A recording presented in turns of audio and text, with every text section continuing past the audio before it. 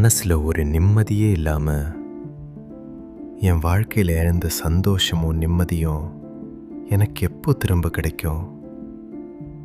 உடைஞ்சு போன என் குடும்ப சூழ்நிலை எப்போ மாறும்? கடன்களும் கவலைகளும் என்னை விட்டு எப்போ விலகும்னு நீங்கள் ஏங்கி தவிச்சுக்கிட்டு இருக்கலாம்.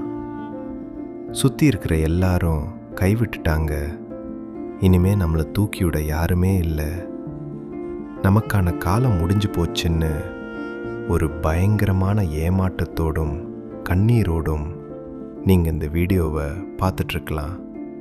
ஆனால் ஒன்று புரிஞ்சுக்கோங்க, வேதாகமத்தில் ரூத் எல்லாவற்றையும் இழந்து, தன் கணவனை இழந்து, சொத்து சுகம் எல்லாத்தையும் இழந்து, ஒன்றுமில்லாதவளா வெறும் கையோடு தான் மாமியார் நகோமியோட பெத்லகேமுக்கு வர்றா.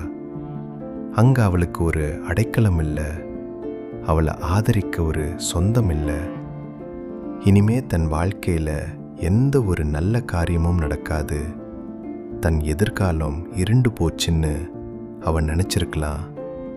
ஆனால் தேவன் அவளுடைய விசுவாசத்தையும் சோர்ந்து போகாத அவளுடைய நற்குணத்தையும் உற்று நோக்கி கொண்டிருந்தார். யாரும் எதிர்பார்க்காதபடி அந்த தேசத்தின் மகா செல்வந்தனான போவாசின் கண்களில் அவளுக்கு ஒரு பெரிய தயவு கிடைக்கச் செஞ்சார்.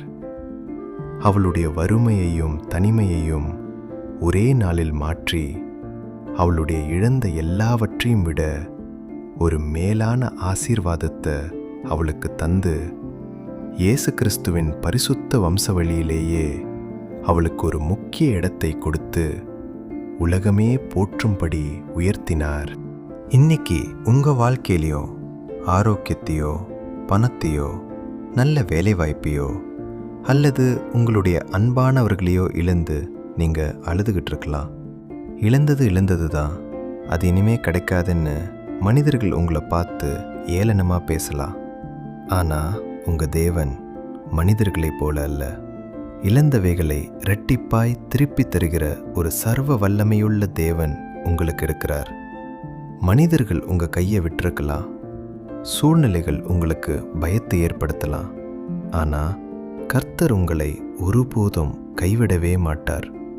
உங்களுடைய வறண்ட வனாந்தரமான சூழ்நிலையை ஒரு செழிப்பான நந்தவனமாய் அவர் மாற்றப் போகிறார்.